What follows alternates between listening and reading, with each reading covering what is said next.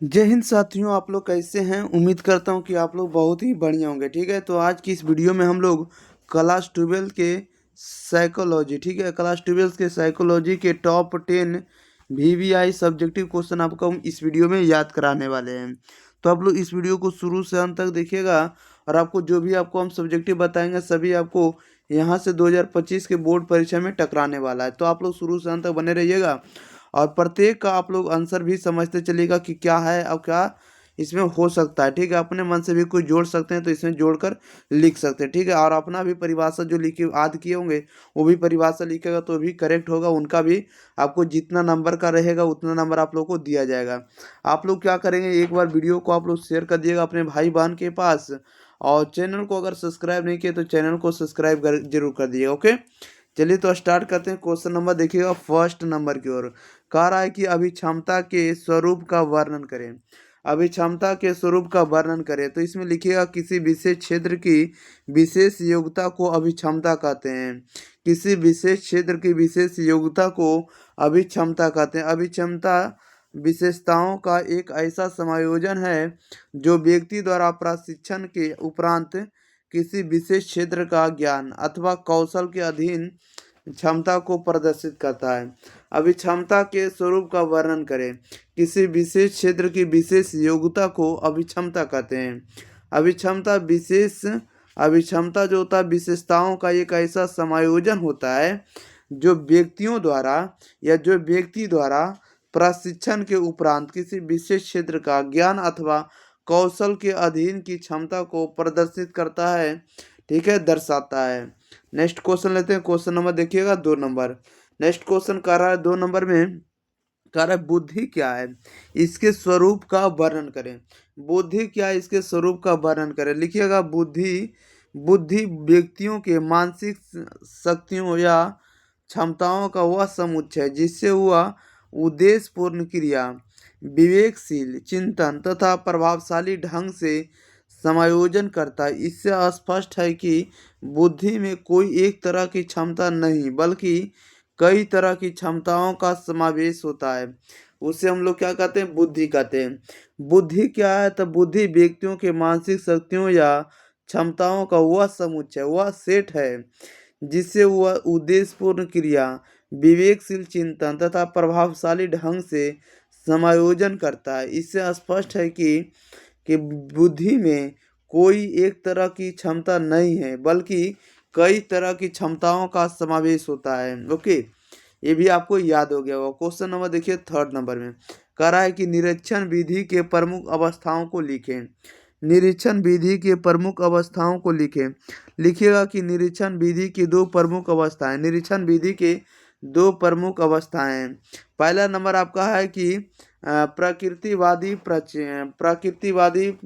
प्रेक्षण। क्या है, प्रकृतिवादी प्रक्षेपण या प्रेक्षण। ओके, यह प्राथमिक तरीका, यह क्या है, तो यह प्राथमिक तरीका होता है जिससे हम देखते हैं कि लोग विभिन्न स्थितियों में कैसे व्यवहार करते हैं। ओके, प्रकृतिवादी प्रेक्षण जो होता है यह प्राथमिक तरीका होता है या प्राइमरी मेथड होता है। ओके, जिससे हम देखते हैं कि लोग विभिन्न स्थितियों में कैसे व्यवहार करते हैं। और दूसरा जो होता है आपको सहभागी प्रेक्षण होता है। सहभागी प्रेक्षण, इसमें प्रेक्षक की प्रक्रिया में सक्रिय सदस्य के रूप में संलग्न होता है। इसके लिए वह उस स्थिति में स्वयं भी सम्मिलित हो सकता है जहाँ प्रेक्षण करना है।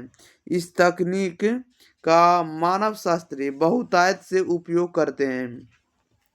सहभागी प्रेक्षण क्या है, इसमें प्रेक्षक की प्रक्रिया में सक्रिय सदस्य के रूप में संलग्न होता है।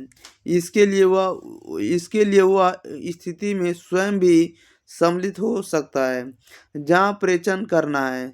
इस तकनीक का मानव शास्त्री बहुतायत से उपयोग करते हैं। ओके, ये भी आप लोग का कंप्लीट हो गया। क्वेश्चन नंबर लेते हैं 4 नंबर। कह रहा है कि कूले के समूह विभाजन का वर्णन करें। कूले के समूह के विभाजन का वर्णन करें तो लिखिएगा कि कूले द्वारा दिया गया समूह विभाजन अधिक संतोषप्रद है। इन दोनों समूहों में निम्नलिखित अंतर पाया जाता है। पहला नंबर लिखिएगा कि प्राथमिक समूह का आकार छोटा होता है, जैसे परिवार।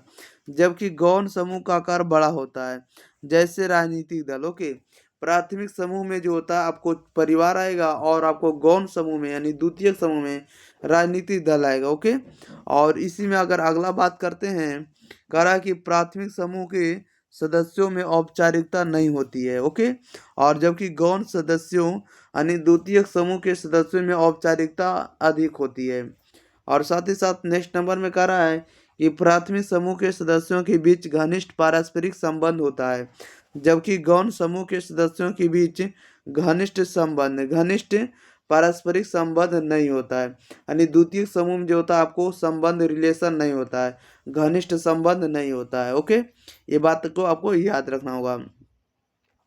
नेक्स्ट क्वेश्चन लेते हैं, क्वेश्चन नंबर 5।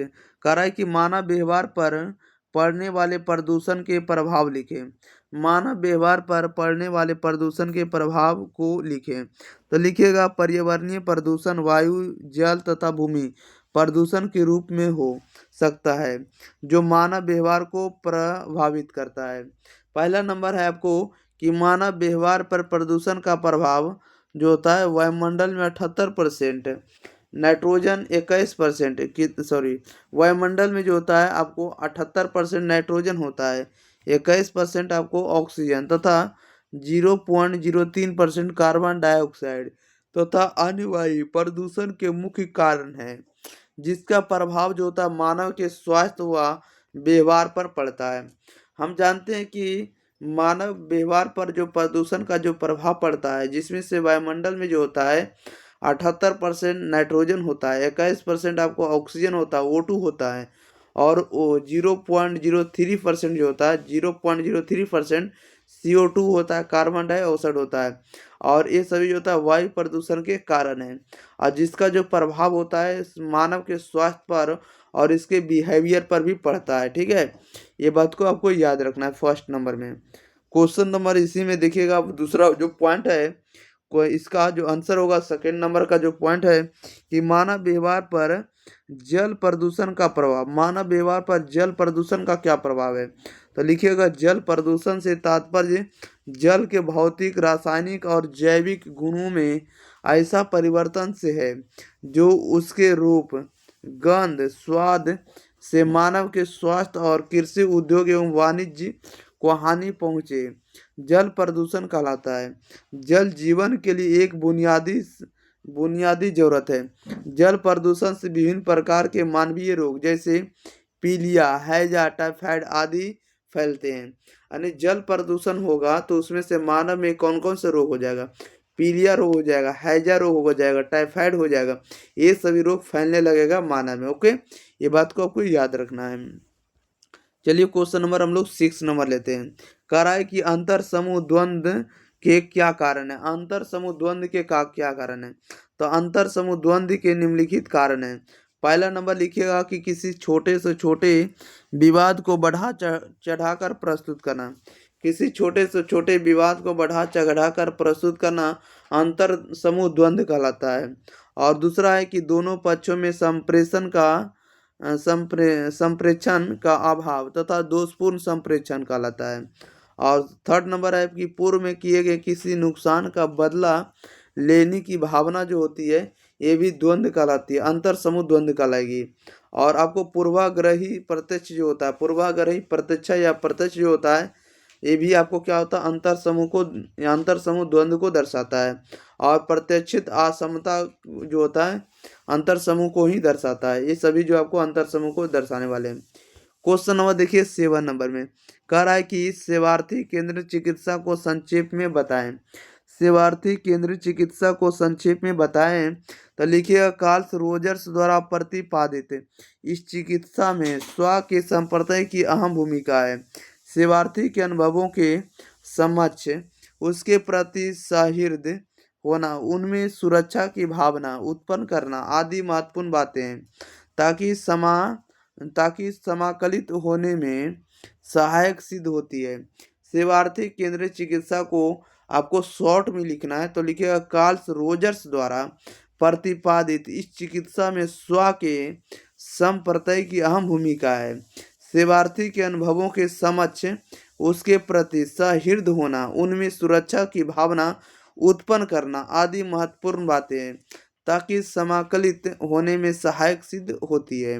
इस तरह से आपको इसका आंसर लिख देना होगा। क्वेश्चन नंबर देखिएगा 8 नंबर में।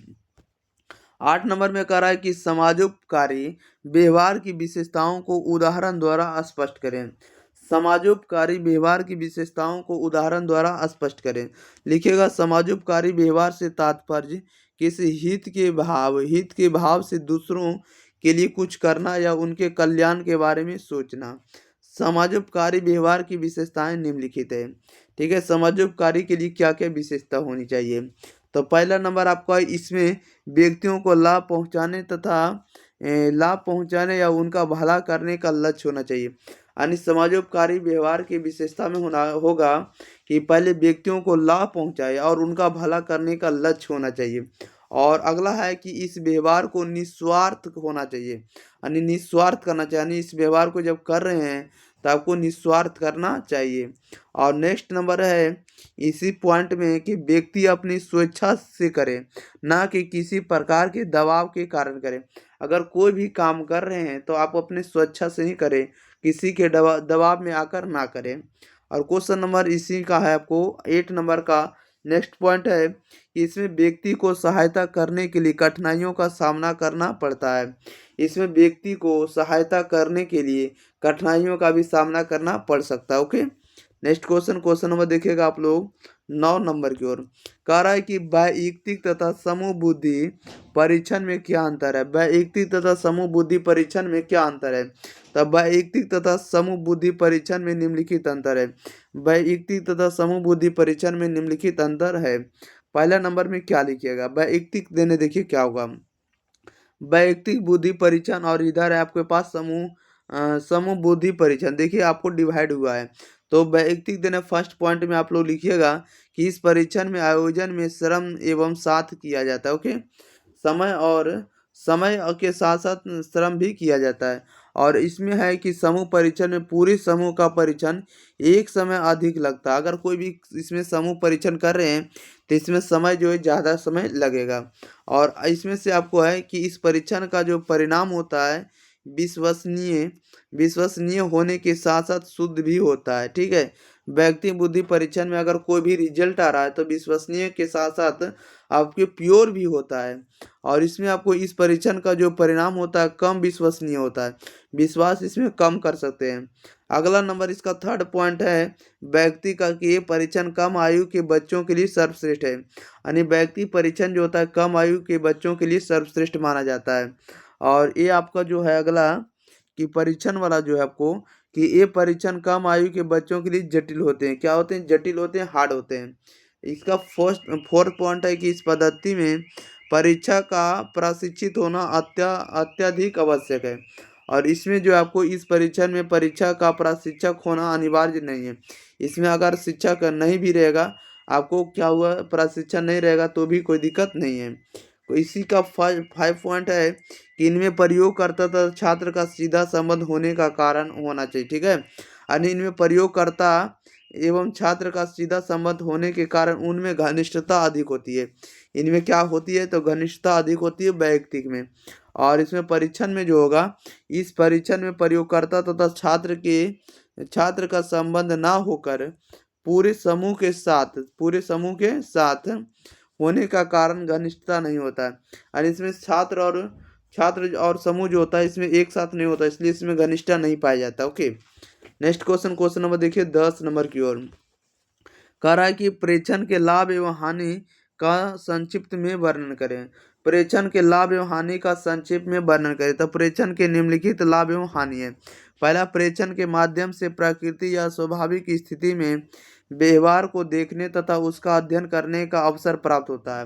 प्रेक्षण के माध्यम से हम कह सकते हैं कि प्रकृति और स्वाभाविक स्थिति में कंडीशन में व्यवहार को देखने तथा उसका अध्ययन करने में क्या होता है तो अवसर प्राप्त होता है। ओके, और इसमें जो कह रहा है कि अन्य लोगों को प्रेक्षण के लिए प्रशिक्षण दिया जा सकता है, अथवा हम कह सकते हैं किसी स्थिति में निवास करने वाले लोगों के लिए भी इस प्रयोग का परीक्षण उपयोगी माना जाता है या उपयोगी है। इसी का नेक्स्ट पॉइंट है कि अगला कि इस परीक्षण से संबंधित दैनिक क्रियाएं नित्य कर्म की भांति होती है, जो प्रायः प्रेक्षणकर्ता की दृष्टि से चूक जाती है। अगला पॉइंट है कि प्रेक्षणकर्ता अनेक बार भावनाओं के अधीन होकर पूर्वग्रह या पूर्वग्रह की भावना का भी समायोजन कर लेता है, जिसके कारण जो रिजल्ट होता है यानी परिणाम जो होता है उचित प्राप्त नहीं होते हैं। इसी का अगला पॉइंट है कि वास्तविक अनुक्रियाएं एवं व्यवहार प्रेक्षणकर्ता की अनुपस्थिति में प्रभावित हो सकता है, जो कि प्रेक्षण की दृष्टि से अनुपयोगी सिद्ध होता है। ओके, इस तरह से इसका आंसर लिख देना होगा। तो देखिए, जितना भी हम आपको सब्जेक्टिव इसमें बताएं आपको एग्जाम से रिलेटेड है और इसी एग्जाम में आपको बार बार क्वेश्चन पूछे जाते हैं। और साथ ही साथ जो भी आर्ट्स वाले स्टूडेंट होंगे वो एग्जाम पर चैनल को सब्सक्राइब भी कर लेंगे और क्लास 12 का आपको ऑल सब्जेक्ट का आपको ऑब्जेक्टिव और सब्जेक्टिव आपको अपलोड कर दिया था, जो कि आप लोग जाकर देख सकते हैं एग्जाम पर चैनल के वीडियो के डिस्क्रिप्शन और प्लेलिस्ट में आपको जाकर चेक कर लेना होगा। ठीक है, इससे बार आपको देखने को नहीं मिलेगा। चलिए, तो हम लोग मिलते हैं इसी के साथ अगली वीडियो के साथ। तब तक लिए thank you for watching this video. धन्यवाद।